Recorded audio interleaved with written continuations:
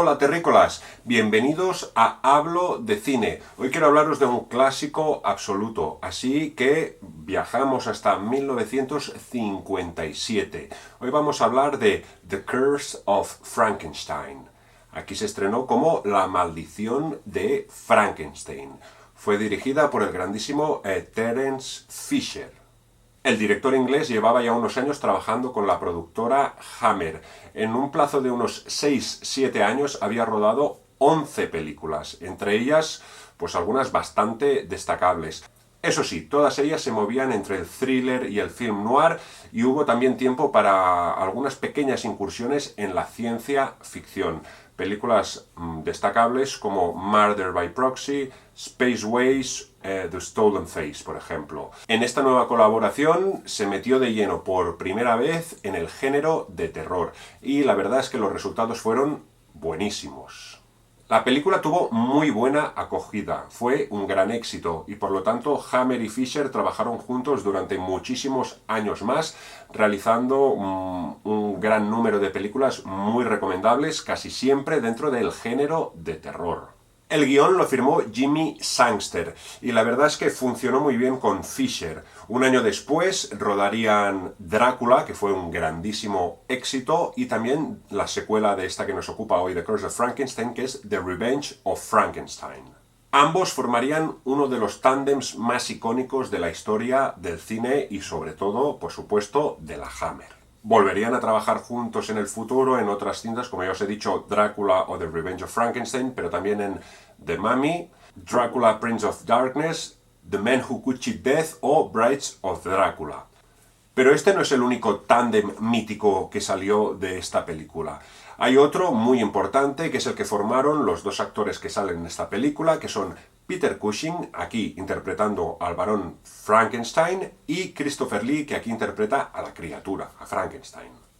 Ambos volverían a trabajar conjuntamente en muchísimas ocasiones bajo producciones de la Hammer. Y es que, bueno, el éxito que supusieron tanto esta cinta de Frankenstein como Drácula hicieron que Peter Cushing saltara a la fama y se convirtiera en la estrella absoluta de la productora inglesa. Bueno, terrícolas, pues dicho todo esto, ahora quiero comentaros de manera muy breve la historia de la película. Como imaginaréis, se trata de una adaptación de la mitiquísima novela escrita por Mary Shelley en 1818. Unos años antes, en 1931, la productora Universal había también realizado una película, titulada simplemente Frankenstein. Fue dirigida por James Whale y protagonizada por Boris Karloff, un clásico absoluto. Pero bueno, volvamos a la versión de la Hammer. La peli empieza con el barón Frankenstein encarcelado y condenado a muerte. Le quedan pocos minutos de vida. Es por ello que está hablando con los carceleros para intentar convencerles de que él es inocente de los asesinatos de los que se le acusa. Les cuenta que él juntó trozos de varios cadáveres y consiguió darle vida, creando una criatura que es la que ha asesinado a varias personas. Así pues, básicamente la película en casi su totalidad es un flashback, a excepción del inicio y el final. Más o menos todo el mundo conoce la historia de Frankenstein. El barón Frankenstein es un científico loco que, bueno, pues da con la fórmula para crear vida. Y en la película, pues ya os digo, a través de este flashback vemos como el señor se va obsesionando con su investigación y su trabajo y hace todo lo posible para conseguir trozos de distintos cadáveres para crear un ser, digamos, superior. Su intención, podríamos decir que, al menos entre comillas, es buena. Él lo que quiere es crear una persona inteligente, con dotes para el arte, culta. Y como tiene tan claro que quiere conseguir algo bueno, pues no le importan las posibles consecuencias. No las tiene para nada en cuenta. Él va a lo suyo.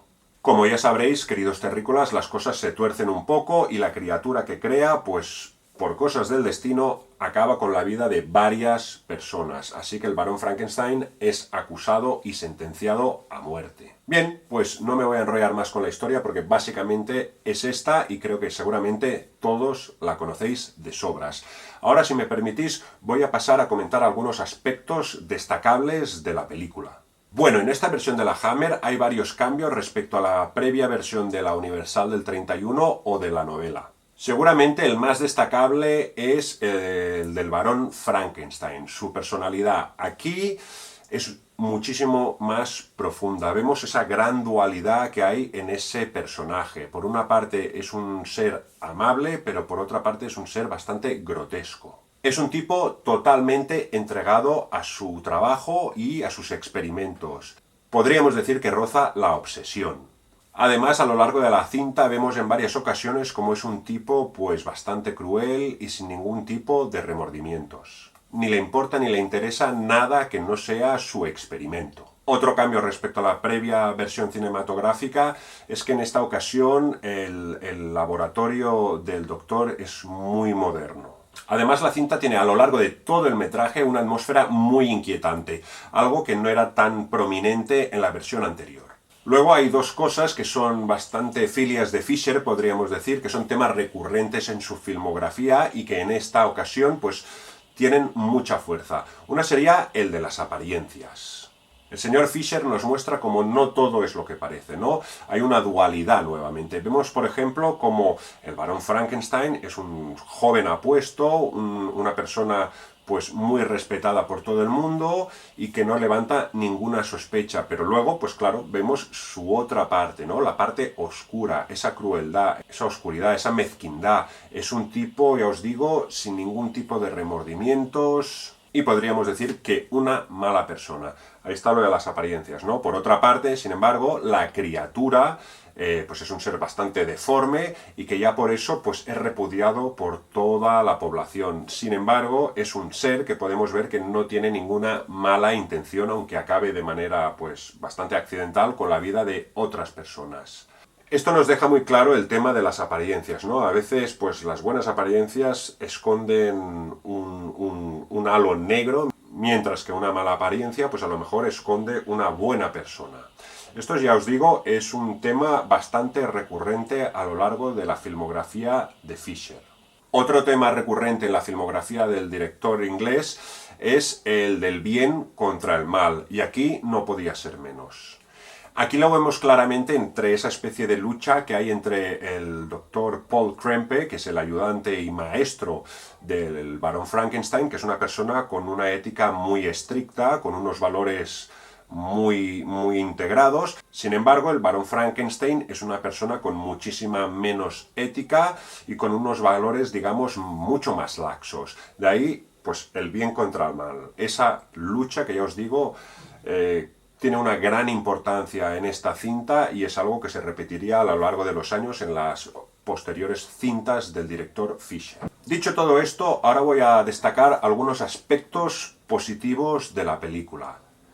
Para empezar, la brillante interpretación de Peter Cushing. La verdad es que se nota como el tipo disfruta interpretando este papel, ya os decía antes, es muy profundo y es un ser con pues esa dualidad, ¿no? Por una parte, de manera presencial, física, es un tipo, pues, que entra por los ojos, podríamos decir, muy correcto, bien vestido, elegante, culto, pero esconde toda esa segunda parte oscura, cruel, vil, en fin, lo borda, ya os lo digo. La ambientación es simplemente espléndida. Por una parte, gracias a la grandiosa fotografía de Jack Asher, que es muy colorista, y también a la iluminación. Es muy importante esta combinación de iluminación y fotografía, ya que juega con varios colores, azul por aquí, verde por allá, rojo por aquí, y eso consigue crear, pues le da un aire muy moderno a la cinta, no olvidemos que es del año 57, y además dota a las escenas de muchísima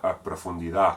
Juega en un mismo plano, pues tenemos zonas completamente oscuras y otras zonas muy coloristas. Esto consigue dar, ya os digo, como muchos niveles de profundidad a lo que estamos viendo. También juega bastante con el claro-oscuro. No es un cuadro de Caravaggio, pero casi. Otro factor muy importante son los cuidados detalles, algo que es un clásico de la Hammer. ¿A qué me refiero? Pues me refiero, por ejemplo, al vestuario, al atrecho, a los decorados. Todo está muy cuidado y te transporta en un segundo a otra época. Bien, queridos terrícolas, pues yo os digo, una película, The Curse of Frankenstein, que tuvo mucho éxito y que además nos brindó dos tándems muy icónicos. Todos ellos colaborarían en el futuro en varias ocasiones y nos brindaron excelentes películas. Para mí, The Curse of Frankenstein es un clásico absoluto. Una cinta imprescindible para cualquier amante del terror. Además, creo que es importante destacar que el señor Fisher, gracias al éxito de esta cinta y a lo que le gustaba el personaje del Barón Frankenstein, pues rodó hasta 4 películas más sobre el Barón Frankenstein. Algunas de ellas seguramente las comente en breve en el canal porque las he estado viendo últimamente y son una puta gozada. Por ejemplo, la secuela de esta, que es The Revenge of Frankenstein, o un film muy interesante que es Frankenstein Must Be Destroyed. Bien, terrícolas, esto es The Curse of Frankenstein. Ahora voy con la puntuación, pero antes quería deciros dos cosas. La primera, como siempre, mil gracias por estar ahí. La segunda, si os gusta el contenido, por favor, suscribiros al canal y si además le dais a la campanita os vais a enterar de todas las novedades. Ahora sí, vamos al turrón, que sé que lo estáis esperando. Mi puntuación, un 9, sin más. Hasta pronto.